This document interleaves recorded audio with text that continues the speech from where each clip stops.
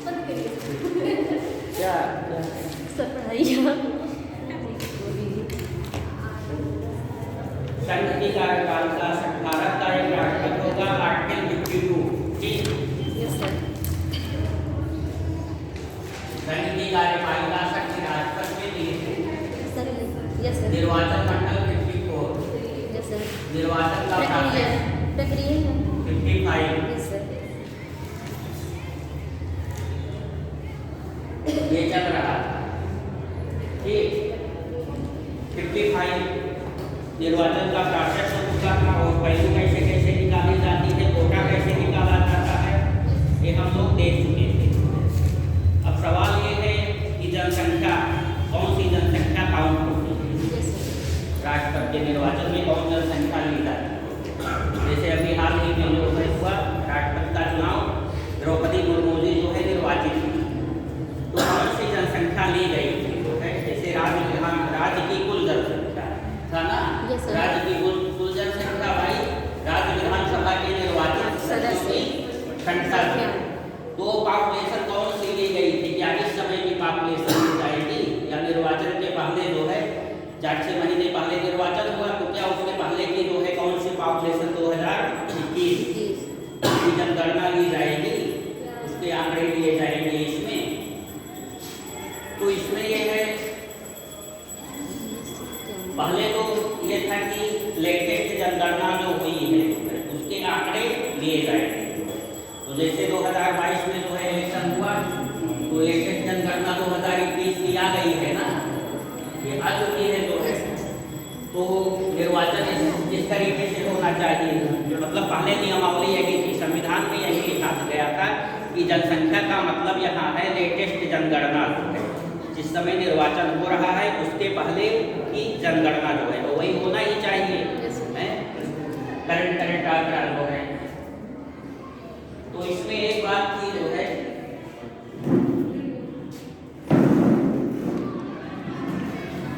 जब इंदिरा गांधी की सरकार थी, तो सरकार जो है जनसंख्या नियंत्रण पर जो है प्रभावी कदम उठा रही थी, मतलब उनके एजेंडे पर था कि पॉपुलेशन बहुत अधिक बढ़ रही है जो है, और किसी तरीके से जो है इस पर कंट्रोल किया जाए। ठीक है, तो जनसंख्या नियंत्रण कानून बहुत सारे उपाय लगाए गए थे जो है, बहुत सारे प्रोत्साहन योजनाएं दी गई थी जो है, जिनके 2 बच्चे होंगे उनको जो है वेतन में इंक्रीमेंट वगैरह दिया जाता था, जो है आवास में सुविधा दी जाती थी। कई ऐसे प्रावधान थे उस समय जो अभी भी चल रहे हैं ऐसे प्रावधान। ठीक है, तो बहुत सारे प्रोत्साहन योजनाएं दी थी और इतना मतलब प्रतिबद्ध थी जनसंख्या नियंत्रण के प्रति। ये भी सुनाई देता है जो है कि जब इंदिरा गांधी आपातकाल इमरजेंसी लागू हुई थी, बहुत सारे नेता लोग जो है जेल में बंद कर दिए गए, तो जबरन उनकी जो है नसबंदी भी करा दी गई थी। मतलब सुनने में ऐसा आता है, करने वाले लोग कहते हैं जो है बिहार में। ठीक है, संजय गांधी, उस समय संजय गांधी का राजकाज चल रहा था ना, बहुत प्रभावी थे संजय गांधी जो है। ठीक, तो कुल मिलाकर के जनसंख्या नियंत्रण पर उनका ध्यान बहुत अधिक था, मैडम इंदिरा गांधी का। अब ये देखिए जो है, तो जनसंख्या नियंत्रण कहाँ ज्यादा प्रभावी हुआ, उत्तर भारत में प्रभावी नहीं हुआ, मतलब यूपी, मध्य प्रदेश, बिहार, राजस्थान यहाँ पर प्रभावी नहीं हुआ। लेकिन जो ये दक्षिण के स्टेट से आपके जो है कर्नाटक, तमिलनाडु, केरल या आंध्रा जो है यहाँ पर अधिक प्रभावी हुआ, मतलब जनसंख्या कंट्रोल होने लगा। लेकिन यहाँ पर कोई प्रभाव नहीं पड़ा, इनकी जनसंख्या बढ़ती ही रही, लेकिन यहाँ प्रभाव दिखाई देने लगा, जनसंख्या में कमी आ गई। तब अब ये लोग कहे कि वोट वैल्यू कैसे निकाली जाती है, राज्य की जनसंख्या अपान राज्य विधानसभा के निर्वाचित सदस्यों की संख्या, तो जिस स्टेट की जनसंख्या अधिक रहेगी उस विधायक का वोट वैल्यू अधिक हो जाएगा कि नहीं, हो जाएगा वोट वैल्यू। और जिस राज्य की जनसंख्या कम रहेगी वहाँ की वोट वैल्यू कम हो जाएगी उस विधायक की। तो यहाँ लागू हो रहा है कि नहीं इनका जो है, राष्ट्रपति के जो है निर्वाचन में जो वेटेज होता है, वोट वैल्यू होता है, इनका वेटेज कम हो जा रहा है और ये लोग जनसंख्या बढ़ाई चले जा रहे हैं, तो ये मजे में है जो है, यहाँ इनको फायदा मिल रहा है। तो ये वाले राज्य कहे इंदिरा गांधी से कि ये तो जो है बहुत गलत स्थिति है जो है, हम तो जनसंख्या पर नियंत्रण जो है लागू कर रहे हैं, उपाय बना रहे हैं, जनसंख्या नियंत्रित कर रहे हैं जो है, लेकिन हमें हमारा नुकसान हो जा रहा है राष्ट्रपति के निर्वाचन में जो है। ऐसे 10-15 स्टेट हैं जो जनसंख्या वाले अधिक हो जाएं तो उनका वेटेज अधिक हो जाएगा, तो उन्हीं का जो है राष्ट्रपति निर्वाचित होगा जो है, और इनका लॉस हो जाएगा, इनकी वोट वैल्यू कम रहेगी। ये जनसंख्या बताया जा रहा है कि जो है कौन सी जनसंख्या ली जाती है। जैसे राज्य विधानसभा की कुल जनसंख्या, राज्य की कुल जनसंख्या बटे विधानसभा की निर्वाचित सदस्यों की संख्या, वोट वैल्यू यही बताई गई है ना, यही बताई गई है। तो जनसंख्या कौन सी लिया जाएगा, तो ये कहा गया था संविधान में कि लेटेस्ट जनगणना ली जानी चाहिए। सर ये ज्योति मंगाई है, मार्कर चल नहीं रहा है, एक मार्कर भी नहीं दे पाते हैं लोग। ठीक, लेटेस्ट जनगणना जैसे 22 में इलेक्शन हुआ तो 21 की जनगणना आ चुकी है, तो इसके अनुसार इलेक्शन होना चाहिए था जो है, कितना यूपी की जितनी जनसंख्या है। तो मैडम इंदिरा गांधी जो है जनसंख्या नियंत्रण जो है योजना चलाई थी कि जनसंख्या पर नियंत्रण किया जाए। भारत की जनसंख्या बहुत अधिक बढ़ रही है, और सही बात है, बहुत अधिक तेजी से बढ़ रही थी जो है जनसंख्या। अब तो कुछ नियंत्रण की स्थिति में आई है जो है, लेकिन पहले बहुत ज़्यादा बढ़ी थी 1951 से जो है 91 की पीरियड में जो है। ठीक, तो नियंत्रण के लिए योजना बनाई, बहुत सारे जो है प्रोत्साहन लागू किए।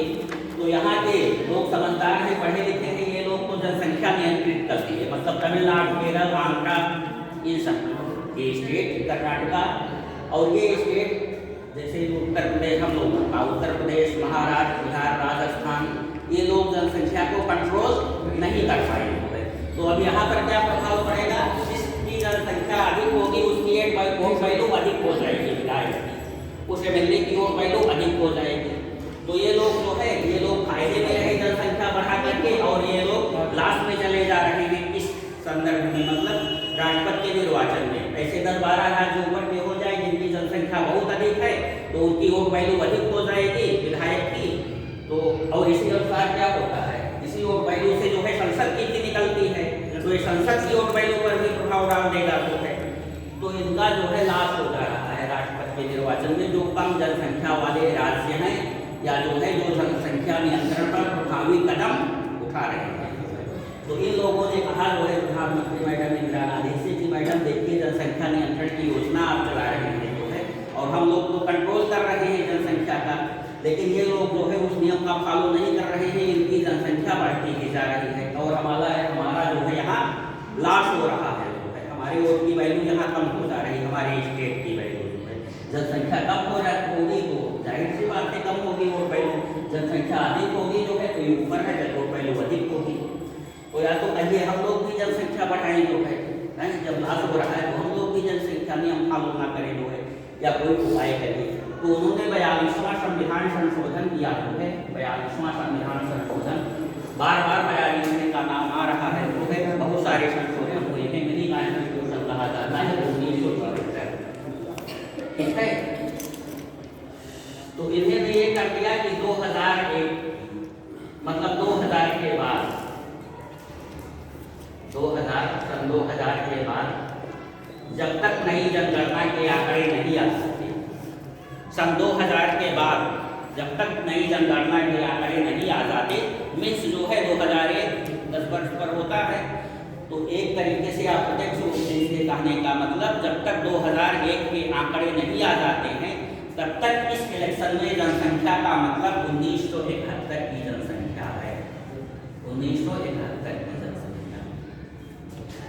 ठीक, मतलब जैसे 91 में इलेक्शन हुआ राष्ट्रपति का, फिर 96 में हुआ जो है, फिर जो है 2001 में हुआ, तो जनगणना कौन सी ली जाएगी, 1971 की जनसंख्या ली जाएगी। तो आप बढ़ाते रहिए, तो कोई मतलब नहीं है, यहाँ हम जनसंख्या पिछली जनसंख्या दे रहे हैं। ठीक, इस कारण से जो है 42वें संविधान संशोधन द्वारा हाल ही में ये 2001 में जो है फिर संशोधन हुआ जो है 2001 में, क्योंकि 2001 क्रॉस कर जाता जो है, तो इस पर मैं जो लगा था 2001 की जनगणना जब आ जाएगी तब उसके अनुसार होगी जो है, तो 2001 में फिर जो है संशोधन कर दिया गया जो है।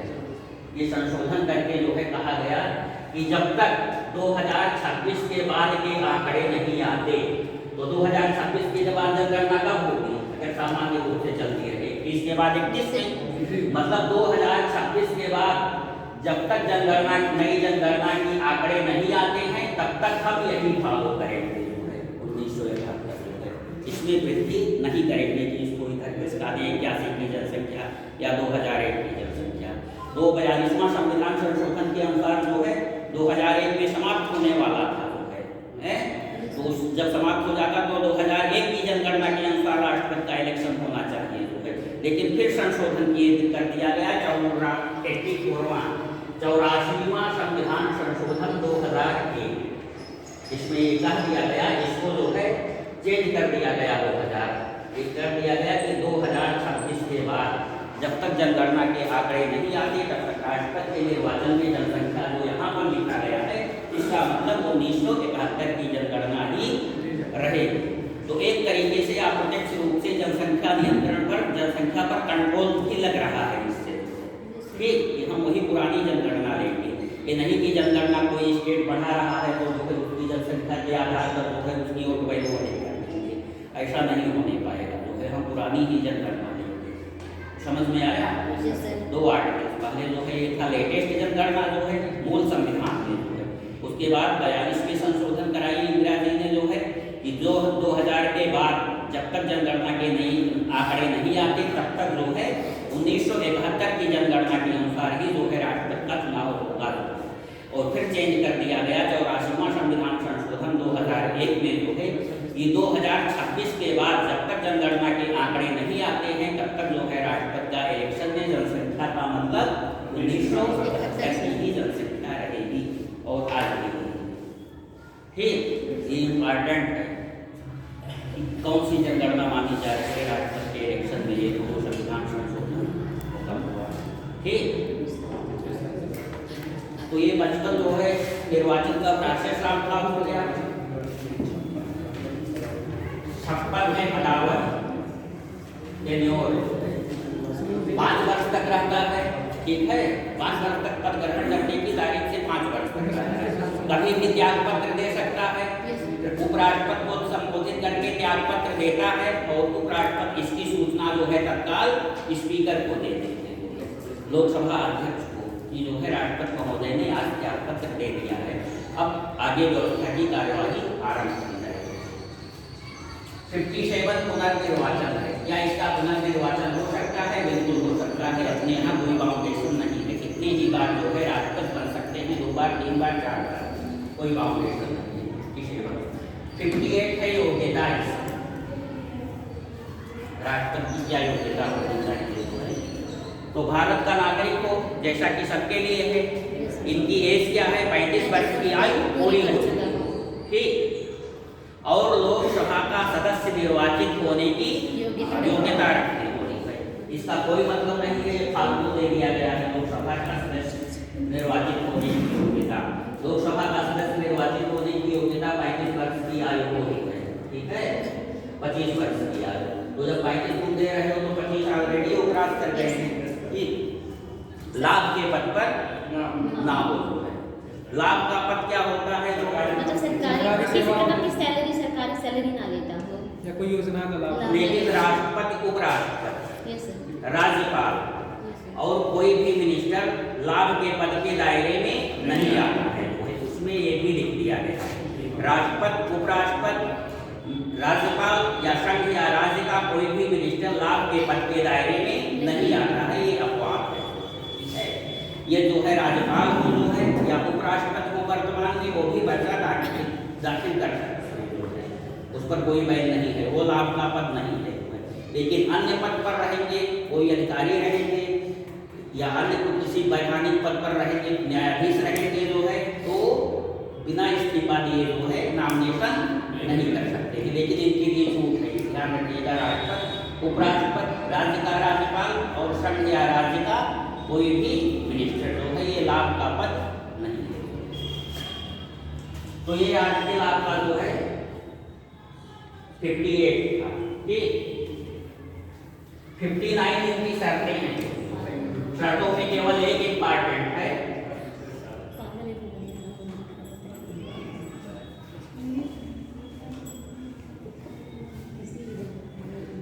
राष्ट्रपति का सदस्य नहीं होगा।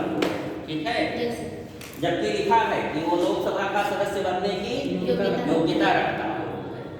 लेकिन ये है कि इसकी शर्तों में वह किसी भी सदन का सदस्य नहीं होगा, लोकसभा, राज्यसभा या लोअर स्तर पर जो है विधानसभा या विधान परिषद जो है किसी भी सदन का जो है मेंबर वो नहीं होगा।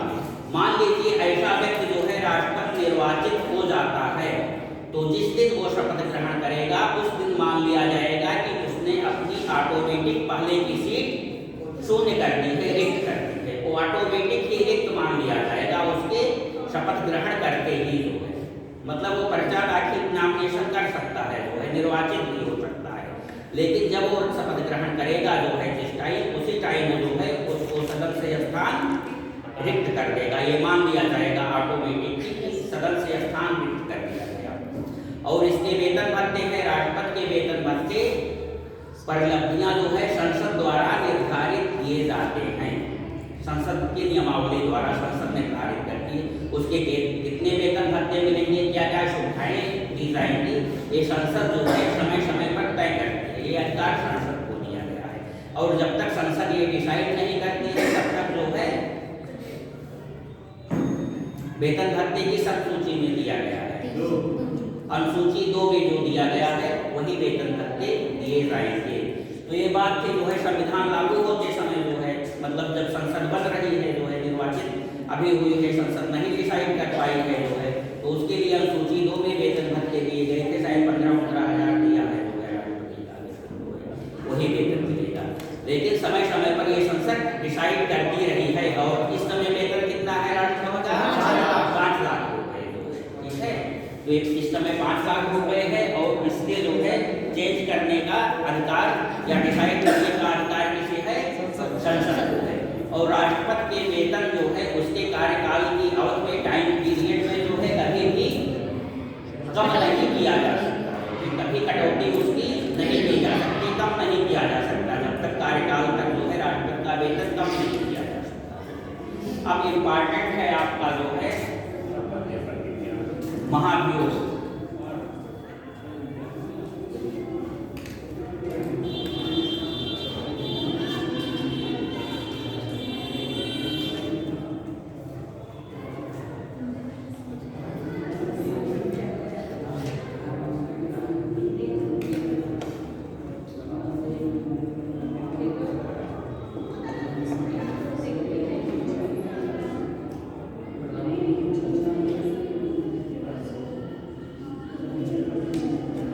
ये आर्टिकल ठीक है, NNPPYSS, ये इतना आपको याद रखना पड़ेगा, ये याद करना कठिन है। यह 52 तो आप लोग जान ही रहे हैं। भारत का राष्ट्रपति होगा, 53 संघ की कार्यपालिका शक्ति राष्ट्रपति में निहित होगी। यह नियम निर्वाचन से दोनों रिलेटेड है, ये निर्वाचन मंडल है, ये निर्वाचन का प्रोसेस है। PP ये पदावल है, पदावल, और ये पुनर्निर्वाचन है, PP हो गया पुनर्निर्वाचन। ये Y योग्यता है, योग्यता, और ये यश शर्तें हैं जो अभी बताया गया। संसद का सदस्य नहीं रख सकता है, जिस दिन हुआ उस दिन जो है खाली कर दिया, या वेतन भत्ते, इसमें वेतन भत्ते शर्तें भी दी है, ठीक। और यश जो है शपथ ग्रहण है, राष्ट्रपति को शपथ कौन दिलाता है? चीफ जस्टिस, या यदि वो भी नहीं है तो उपलब्ध वरिष्ठतम जस्टिस जो है, सुप्रीम कोर्ट का वरिष्ठ न्यायाधीश जो है शपथ दिलाता है जो है राष्ट्रपति को। यहाँ पर इम्पॉर्टेंट एक बात है शपथ में जो है राष्ट्रपति कि राष्ट्रपति का शपथ जो है अलग तरीके से होता है, ठीक। शपथ ग्रहण जो है, जो शपथ ग्रहण की शब्दावली है, शपथ ग्रहण की सूची में है शपथ अनुसूची 3, ठीक है। पहला जो है संघ एवं राज्य से, दूसरा जो है आपका वेतन भत्ते, तीसरा जो है शपथ, चौथा राज्यसभा सीटों का आवंटन, 5वां 6वां ये अनुसूचित और अनुसूचित जनजाति वाला था, ठीक।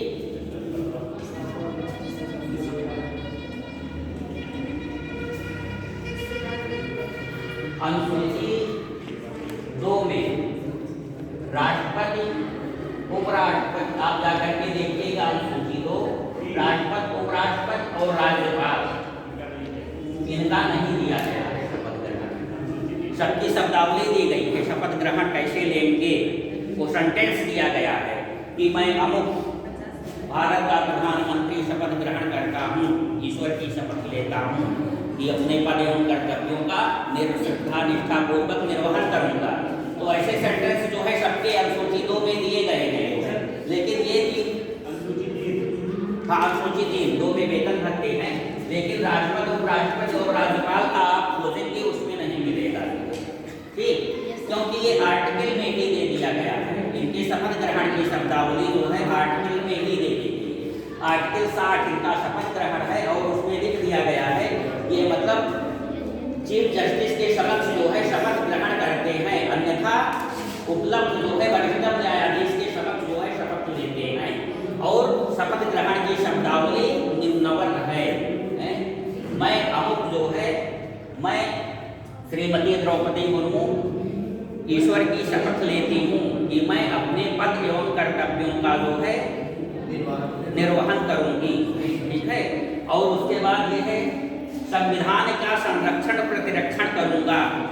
एक ही पद है राष्ट्रपति, ध्यान से सुनिए, राष्ट्रपति ही जो है संविधान का संरक्षक है भारत में जो है, ठीक है। मतलब ये सुप्रीम कोर्ट से भी ऊपर है, सुप्रीम कोर्ट भी संविधान का रक्षक है, लेकिन जो संविधान में दिया हुआ है जो है संविधान का संरक्षक किसे नियुक्त किया गया है, भारत का राष्ट्रपति है, क्योंकि ये संविधान के संरक्षण का शपथ लेता है। मैं संविधान का संरक्षण और प्रतिरक्षण करूंगा जो है, ये अंत में है इसके जो है शपथ ग्रहण में। और किसी भी मतलब संवैधानिक पदाधिकारी के शपथ ग्रहण में जो है संविधान के संरक्षण और प्रतिरक्षण की शब्दावली नहीं दी गई है जो है।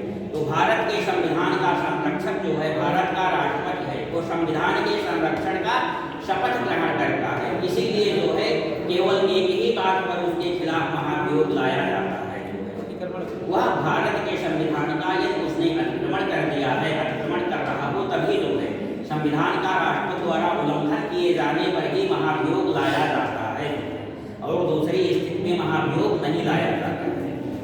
और दूसरे लोग अपने पद और कर्तव्यों के निर्वहन में जो है अक्षम रहे हो, जो है लापरवाही करते हो, जो है मतलब ठीक से पद के कर्तव्यों का निर्वहन ना किए हो, तब भी जो है उनके खिलाफ हटाने के लिए प्रस्ताव लाया जाता है। लेकिन राष्ट्रपति के खिलाफ जो है केवल एक ही स्थिति में संविधान का उल्लंघन या उसके द्वारा अतिक्रमण किए जाने पर ही महाभियोग का प्रस्ताव लाया जाता है। तो ये ध्यान रखिएगा कि राष्ट्रपति जो है संविधान के संरक्षण और प्रतिरक्षण की शपथ लेता है, और भारत का कोई भी संवैधानिक पदाधिकारी संविधान की रक्षा की शपथ नहीं लेता है। तो ये आर्टिकल 60 था, NNPPYSS ये आपके इतने आर्टिकल आ जाएंगे। 61 में है महाभियोग, इम्पीचमेंट जो है मोस्ट इंपॉर्टेंट आर्टिकल है, ये पूछा जाता है आर्टिकल 61।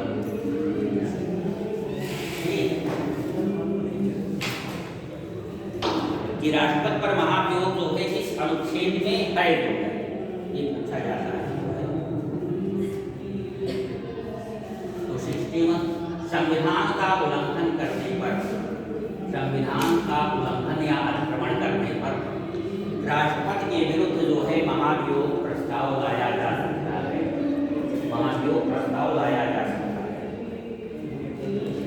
और यह प्रस्ताव दोनों में से किसी भी सदन में लाया जा सकता है, चाहे लोकसभा में लाइए चाहे राज्यसभा के मेंबर लाएं, ठीक। ये हो गया लोकसभा या राज्यसभा में। अलावा संविधान का उल्लंघन को जो है उसके द्वारा किया जा रहा हो, ऐसा लग रहा हो, तो ये प्रस्ताव चाहे आप लोकसभा में ले आइए या राज्यसभा में ले आइए, लेकिन 14 दिन पूर्व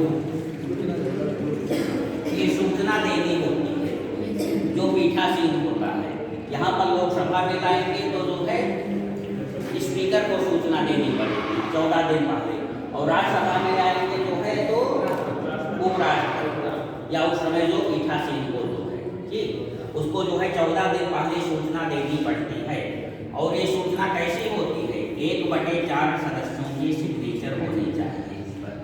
लोकसभा में लाया जा रहा है तो 14 दिन पहले जो लेटर दिया जा रहा है कि राष्ट्रपति के जो है विरुद्ध हम महाभियोग लाना चाहते हैं, तो उस पर लोकसभा की 1/4 सदस्यों का सिग्नेचर हो जो है, ये सहमत हो 1/4 सदस्य पहले से ही, ठीक। और यदि राज्यसभा में लाया जा रहा है तो इसके 1/4 सदस्य जो है सहमत हो।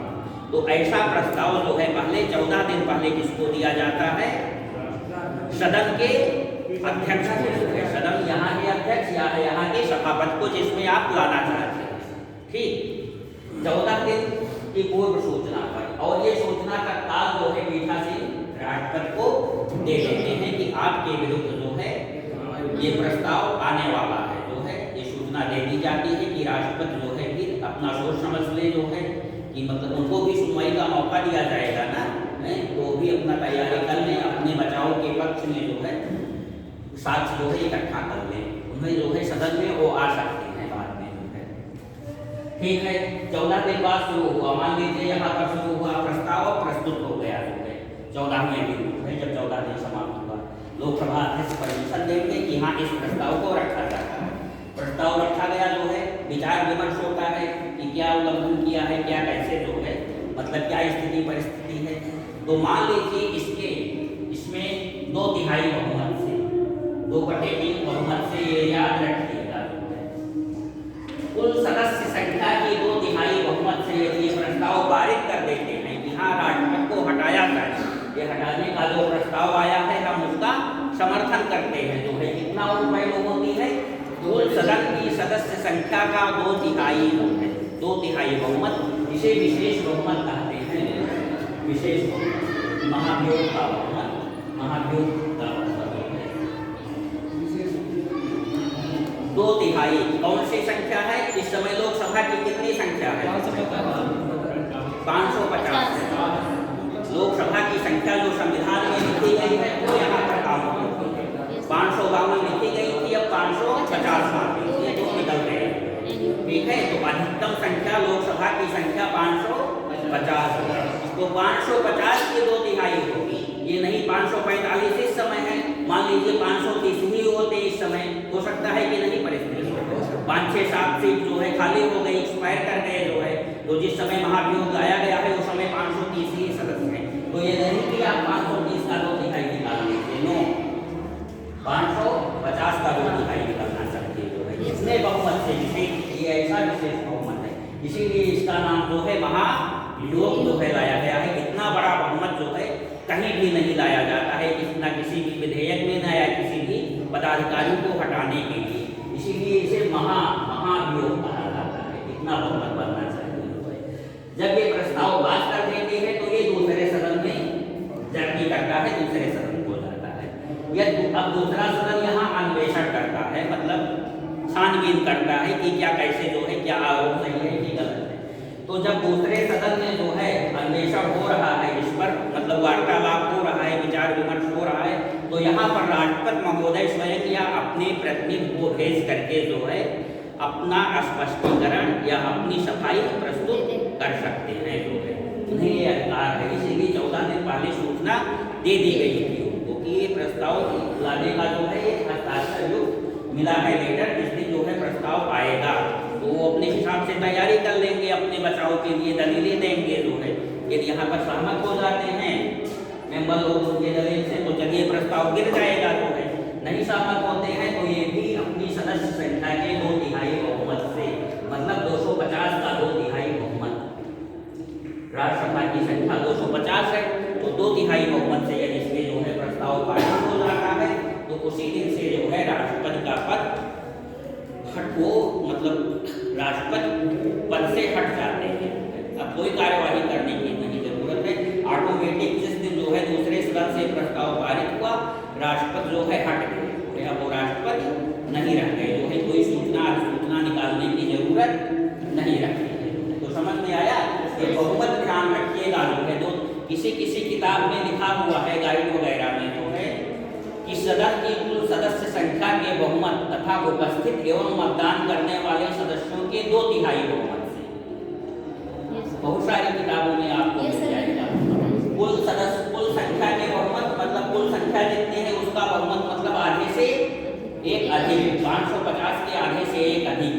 तथा उपस्थित एवं मतदान करने वाले का 2/3 नहीं, तो ऐसी बात नहीं है।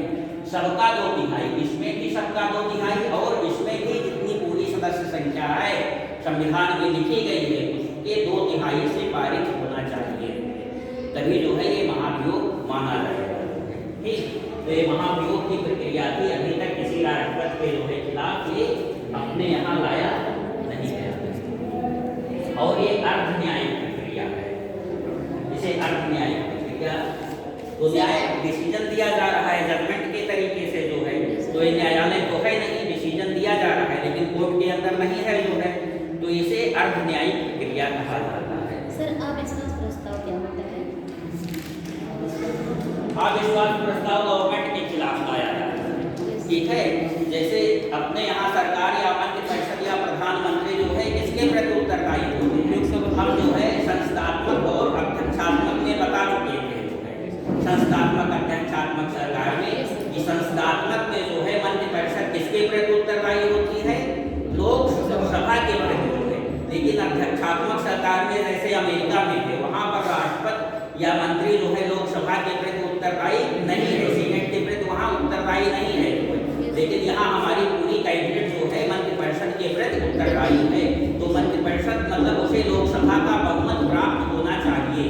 लोकसभा में मतलब जितने मेंबर हैं आधे से अधिक का समर्थन उन्हें हमेशा प्राप्त होना चाहिए।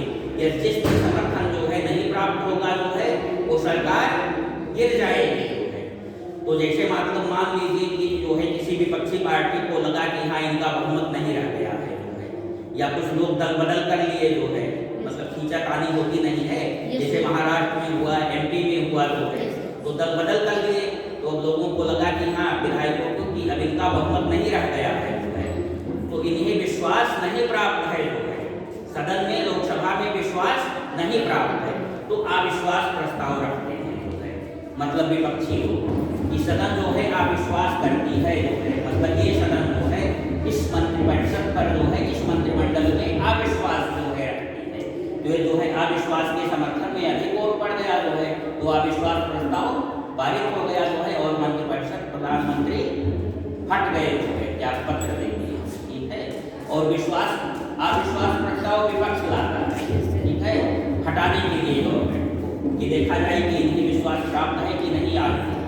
ऐसे प्रधानमंत्री बने हुए थे, पहले विश्वास था जब बने हुए थे बहुमत था, अब आज बहुमत नहीं रह गया है, तो आज अविश्वास प्रस्ताव लाया जाए। यदि अविश्वास प्रस्ताव में वो जीत जाते हैं तो चलिए ठीक है, और यदि अविश्वास प्रस्ताव जीत जाता है तो सरकार गिर गई, मतलब अविश्वास उन्होंने सदन का लोकसभा का खो दिया है। और विश्वास प्रस्ताव कौन लाता है, ये गवर्नमेंट का। मान लीजिए इलेक्शन हुआ तो है, सबसे बड़ी पार्टी को जो है राष्ट्रपति ने प्रधानमंत्री नियुक्त कर दिया, तो उसे सदन में बहुमत चाहिए ना, तो वो लाता है विश्वास प्रस्ताव, वो रखता है विश्वास प्रस्ताव, तो सदन में यह रखता है कि हमें इस सदन का विश्वास या बहुमत प्राप्त है, तो उस पर वोटिंग होती है। यदि बहुमत बन जाता है, आधे से अधिक जो है MP उस पर समर्थन कर देते हैं विश्वास मत पर, तो ये हुआ कि जो इस मंत्रिपरिषद का जो है शपथ ग्रहण कराए हैं राष्ट्रपति, वो बहुमत में है, वो सरकार चलती रहेगी। और कभी विपक्ष को ऐसी आशंका है कि इनका बहुमत अब नहीं रह गया है, तो अविश्वास प्रस्ताव ले आते हैं, उस पर मतदान, ये विश्वास अविश्वास प्रस्ताव होता है।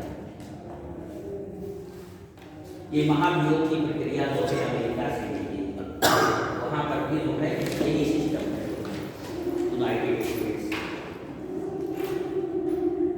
अब हम लोगों का है राष्ट्रपति की अधिकार एवं शक्तियाँ।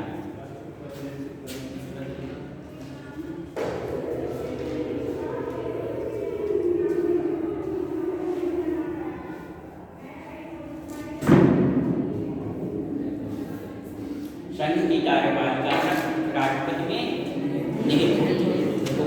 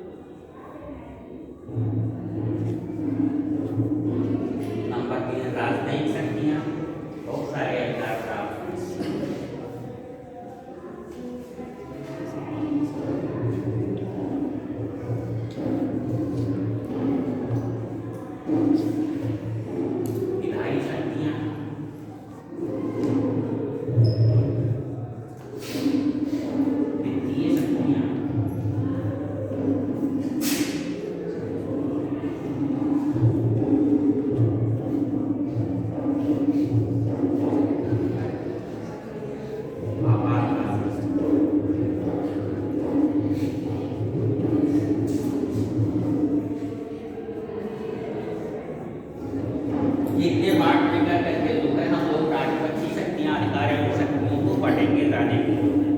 ठीक, तो पहला कार्यपालिका के संबंधित शक्तियां हैं वो है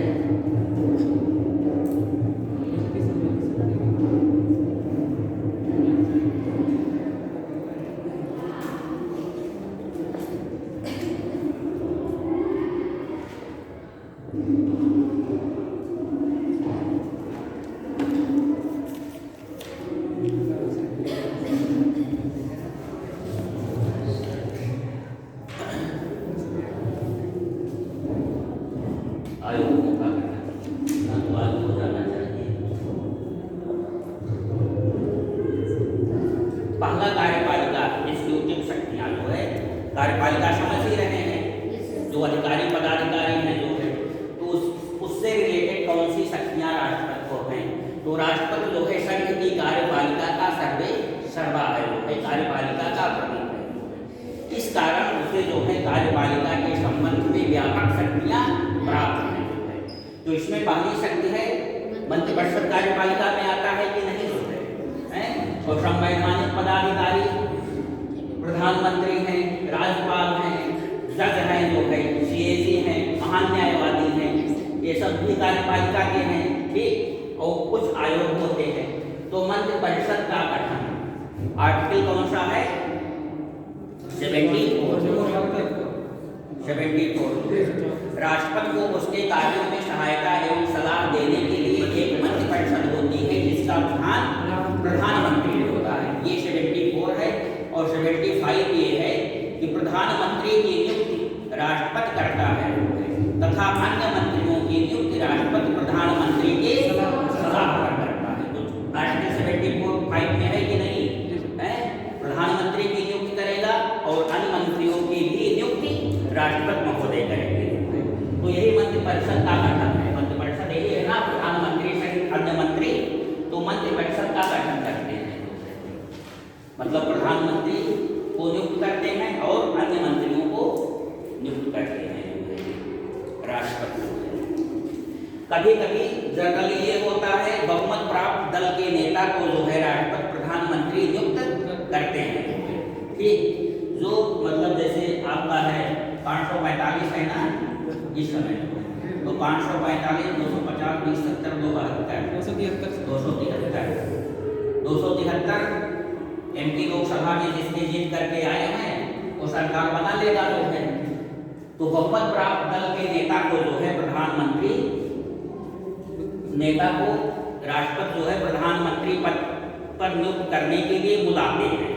इलेक्शन हो गया वो है, देखिए जो दल या जो गठबंधन 273 पा गया है जो है उसको बुला लेंगे कि आपको प्रधानमंत्री नियुक्त किया जाता है, इतने दिन पर जो है आपका शपथ ग्रहण है और आप विश्वास प्राप्त करिए जो है, या बहुमत सिद्ध करिए जो है।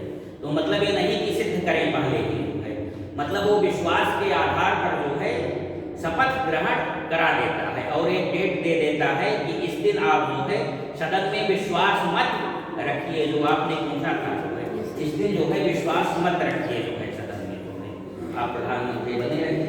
और मान लीजिए ऐसी स्थिति आती है कि कोई भी दल जो है बहुमत प्राप्त करने की स्थिति में नहीं है। ठीक, तो यहाँ पर राष्ट्रपति का विवेक कार्य करता है, वो चाहे जिसको बना दे अपने विवेक का अनुसार, और यहाँ पक्षपात भी होता रहता है इस तरीके से है। मान लीजिए राष्ट्रपति महोदय कांग्रेस के हैं जो है, कांग्रेस के गवर्नमेंट में जो है नियुक्त हुए हैं, और जो है इलेक्शन हुआ, सरकार चली गई कांग्रेस की, बीजेपी को बहुमत मिल गया जो है, सबसे बड़ी पार्टी बीजेपी उभर करके आई जो है, और राष्ट्रपति महोदय को जो है कांग्रेस के हैं, उन्होंने कांग्रेसी हैं जो है, कांग्रेस की सरकार ने नियुक्त किया है उनको जो है। तब अब क्या होगा, यहाँ पक्षपात होने की भी संभावना रहती है, क्योंकि वो राष्ट्रपति का विवेक है, वो सबसे बड़े दल को बनाते हैं या किसको बुलाते हैं, क्योंकि वो ये भी मतलब ये है कि जिसके प्रति वो आश्वस्त हों कि ये बहुमत प्राप्त कर लेंगे सदन में जो है, जिसके प्रति वो आश्वस्त हों कि ये व्यक्ति जो है या ये MP जो है नियुक्त किए गए हैं या ये व्यक्ति जो है सदन में विश्वास मत प्राप्त कर लेंगे, उन्हें राष्ट्रपति जो है वो शपथ ग्रहण करवा देते हैं। ठीक, ये कोई जरूरी नहीं है कि सबसे बड़े दल को ही बुलाए, यदि बहुमत नहीं प्राप्त है, कोई बाध्यता उनकी नहीं है। ये उन्हें लगता है कि जो सबसे बड़ा दल है, मान लीजिए 273 है, सबसे बड़ा दल 175 पाया है और सब 160 हैं, 140 हैं, इस तरीके से 100 हैं जो है, तो इनको तो बहुमत मिला नहीं है। 175 को बहुमत कितना है, 273 पर हो गए। तो ये कोई गारंटी नहीं है कि राष्ट्रपति जो है अब इसको ही बुला ले। नियमता तो इसको ही बुलाना चाहिए, नैतिकता तो यही कहती है। ठीक है, बहुमत नहीं मिला है तो जो सबसे बड़ा दल जो करके आया है जो है, और यही किया भी जाता है, सबसे बड़े दल को जो है, दल के नेता को जो है बुलाया जाता है। लेकिन ये कोई बाध्यता नहीं है। अगर उन्हें लगता है कि ये वाला दल बहुमत प्राप्त कर लेगा इधर उधर से जो है, तो इसके जो है नेता को नियुक्त कर सकते हैं जो है प्रधानमंत्री के रूप में। ठीक है, ये कह रहे हैं कि हाँ ये हस्ताक्षर वगैरह पेश कर दिए हैं, इस एमपी का कदम दाल करवा दिए ले जा करके 273 जो है, ठीक है, उन्हें आश्वस्त कर दिए कि हाँ हम बहुमत प्राप्त कर लेंगे पहले से ही जो है, तब इनको नहीं ही बुला सकते हैं। लेकिन नैतिकता यही है कि इनको ही बुलाना चाहिए। ठीक, तो यहाँ राष्ट्रपति का विवेक कार्य करता है, राष्ट्रपति का विवेक।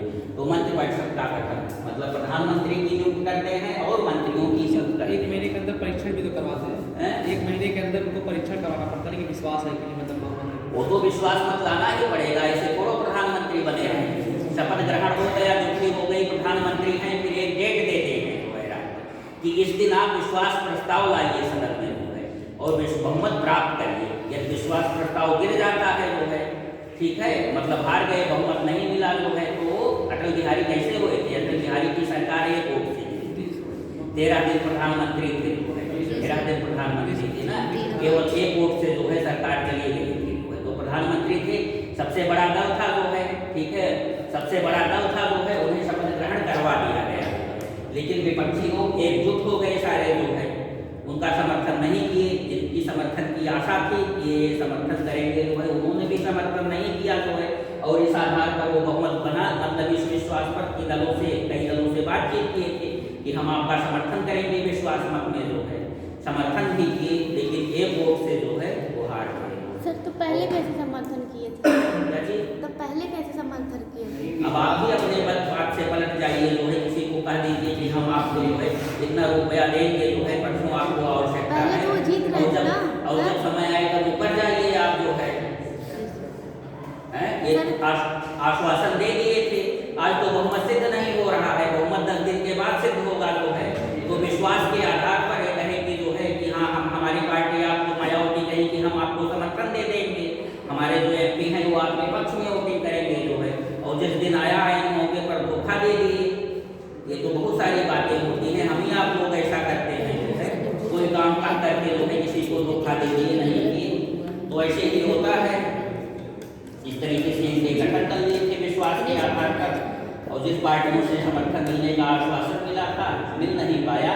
हालांकि एक ही वोट से जो है उनकी सरकार, फिर बाद में बहुमत से, जब बाद में इलेक्शन हुआ जो है, तो बहुमत की सरकार बनी उनकी।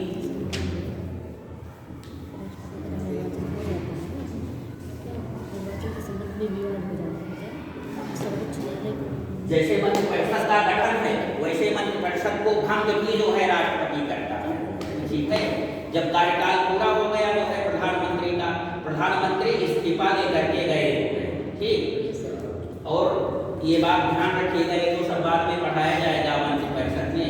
यदि प्रधानमंत्री इस्तीफा देता है तो पूरी की पूरी कैबिनेट खत्म होता था, कोई मंत्री नहीं रहता था। यदि नेता ही नहीं है तो उसकी पूरी कैबिनेट खत्म।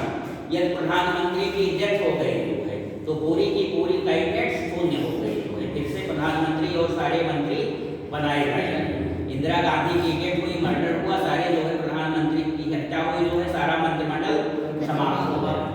दूसरे दिन राजीव गांधी को बुला करके प्रधानमंत्री की शपथ दिलवाई गई और पूरा मंत्रिपरिषद का गठन हुआ।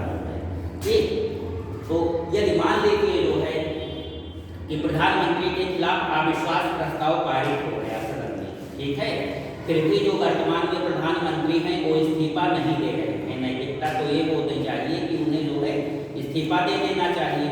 यदि इस्तीफा नहीं दे रहे हैं तो राष्ट्रपति आदेश निकाल देता है कि जो है इस मंत्रिपरिषद को भंग किया जाता है। ठीक है, तो मंत्रिपरिषद की नियुक्ति या गठन करने का और उसे भंग करने का भी अधिकार राष्ट्रपति को प्राप्त है। तो मंत्रिपरिषद की पूरी संरचना जो है राष्ट्रपति करते हैं, ये कार्यपालिका शक्तियों में है उनके। दूसरा था संवैधानिक पदाधिकारियों की नियुक्ति, कार्यपालिका में दूसरा संवैधानिक पदाधिकारियों की नियुक्ति।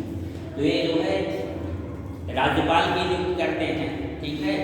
उसके बाद जो है सुप्रीम कोर्ट के और हाई कोर्ट के जितने भी जस्टिस हैं उनकी नियुक्ति करते हैं जो है। इसके बाद बहुत सारे अधिकारियों की ये नियुक्ति करते हैं। सीएजी महान्यायवादी जो है, सीएजी भारत का नियंत्रक एवं महालेखा परीक्षक। ये इस समय कौन है सीएजी? गिरीश चंद्र मुर्मू। गिरीश चंद्र मुर्मू ये मतलब लेखा जोखा रखता है, संपूर्ण जो है भारत में जो व्यय किया जा रहा है जो है वो विधि विधान के अनुसार व्यय हुआ है कि नहीं हुआ है, वो ऑडिट करता है जो है। भारत सरकार के लेखों का जो सरकारी व्यय का जो है आय व्यय का ब्यौरा है जो है, तो सरकारी धन का जो है खर्चा सही तरीके से हुआ है कि नहीं। Auditor and controller general of India and AG, controller and auditor general of India, ठीक है। ये सरकारी लेखों की ऑडिट करता है और विभिन्न प्रकार के जो है घोटाले इसी में पर्दाफाश होते हैं। ये घोटाला हुआ है, चारा घोटाले में बहुत दिनों तक जो है लालू प्रसाद जेल में रहे जो है और इन्हीं की देन सीएजी की ये पॉइंट आउट किए थे कि यहाँ घोटाला हुआ है इतने पैसे का चारा। इसके बाद महान न्यायवादी, महान न्यायवादी क्या होता है? अटॉर्नी जनरल, अटॉर्नी जनरल के वेणुगोपाल की तो बहुत सारी अन्य सरकार भी लड़ती है ना, या बहुत सारे विधि विधान बनाने हैं, संविधान संशोधन करना है तो विधिक सलाह जो है कहीं से मिलना चाहिए ना सरकार को है? तो ये सबसे बड़ा जो है विधिक सलाहकार है, मतलब ये भारत सरकार का विधिक सलाहकार होता है, मतलब कानूनी मामलों में जो है सरकार को सलाह देता है कि क्या किया जाए क्या नहीं किया जाए। या सरकार के खिलाफ जो है बहुत सारे मुकदमे होते हैं ना, तो उनकी पैरवी जो है न्यायालय में यही करता है महान न्यायवादी होते हैं, मतलब ये सरकार का क्या होता है? वकील होता है, सरकारी वकील होते हैं। तो महान न्यायवादी जो है सबसे बड़ा विधिक सलाहकार जो है, ये सरकार भारत सरकार का विधिक सलाहकार होते हैं महान न्यायवादी। और इनको ये भी छूट रखती है कि ये किसी भी सदन में जा करके जो है भाषण दे सकते हैं, अपनी दलील पेश करते हैं। कोई भी संवैधानिक मामला हो जो है तो लोकसभा या राज्यसभा में जा करके जो है अपना वक्तव्य दे सकते हैं। मतलब ये क्वेश्चन पूछा जाता है कि ऐसा कौन सा संवैधानिक पदाधिकारी है जो सदन का मेंबर ना होते हुए भी उसमें जा करके भाग ले सकता है और वक्तव्य दे सकता है। तो महान न्यायवादी अटॉर्नी जनरल है के वेणुगोपाल, और इनके सहायक जो है कौन होते हैं? सॉलिसिटर जनरल, इस समय तुषार मेहता इनके असिस्टेंट थे। तो बहुत सारे पदाधिकारियों की नियुक्ति करता है सर्वोच्च न्यायालय, उच्च न्यायालय के न्यायाधीश, संघ लोक सेवा आयोग के जो है अध्यक्ष मेंबर्स जो है, और आपके जो है सीएजी महान न्यायवादी, इन सबकी सारी की सारी नियुक्ति जो है संवैधानिक पदाधिकारियों की राष्ट्रपति करते हैं। विभिन्न आयोगों का गठन करते हैं। वित्त आयोग का गठन जो है, वित्त आयोग 280 में इसके अध्यक्ष और मेंबर्स को नियुक्त करते हैं। अंतर्राज्यीय परिषद 273 263, मतलब जैसे राज्यों में अंतर्राज्यीय परिषद क्या होता है? संघ और राज्य में सद्भाव बनाए रखने के लिए।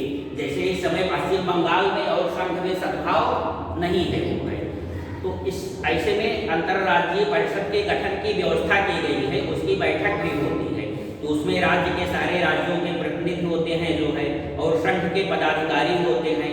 तो आपस में सद्भाव बनाने के लिए वो वार्ता करते हैं जो है कि देश में सद्भाव, राज्य और संघ में सद्भाव बना रहे जो है। तो उसके अध्यक्ष और सदस्यों की नियुक्ति करता है जो है। इसके बाद आपका राजभाषा आयोग, मानवाधिकार आयोग, राष्ट्रीय महिला आयोग होता है कि नहीं? राष्ट्रीय महिला आयोग, मानवाधिकार के आयोग अरुण कुमार मिश्रा है, जस्टिस अरुण कुमार मिश्रा इस समय। और मानवाधिकार का आयोग वही होता है जो सुप्रीम कोर्ट का चीफ जस्टिस रह चुका है, ठीक है। तो इस समय मानवाधिकार के आयोग अरूपपाल मिश्रा है, एक नियुक्ति जो है राष्ट्रपति करते हैं जो है। इसके बाद महिला आयोग रेखा शर्मा है, महिला आयोग की अध्यक्ष जो है इस समय, इनकी नियुक्ति मतलब गठन जो है यही करता है। पिछड़ा वर्ग आयोग का गठन मतलब इसके अध्यक्ष और सदस्यों का नियुक्ति जो कोई कौन करता है, राष्ट्रपति ही करते हैं। राजभाषा आयोग का गठन ही मतलब उनके अध्यक्ष सदस्यों की नियुक्ति जो है यही करते हैं जो है। उसके बाद अनुसूचित जाति जनजाति आयोग, पिछड़ा वर्ग आयोग, अल्पसंख्यक वर्ग आयोग जो है, इन सभी आयोगों के गठन मतलब अध्यक्ष और सदस्यों की नियुक्ति जो है राष्ट्रपति महोदय करते हैं। तो बहुत सारे जो है कार्यपालिका शक्तियाँ इन्हें प्राप्त है, राष्ट्रपति में निहित है। तो कार्यपालिका शक्तियों में हमने ये शक्तियाँ पढ़ी जो है, एक मंत्रिपरिषद का गठन जो है, दूसरा संवैधानिक पदाधिकारियों की नियुक्ति और तीसरा विभिन्न आयोगों का गठन। ठीक, आगे बढ़ा जाए। नहीं सर, कल महान न्यायालय लिखती जा रही है ना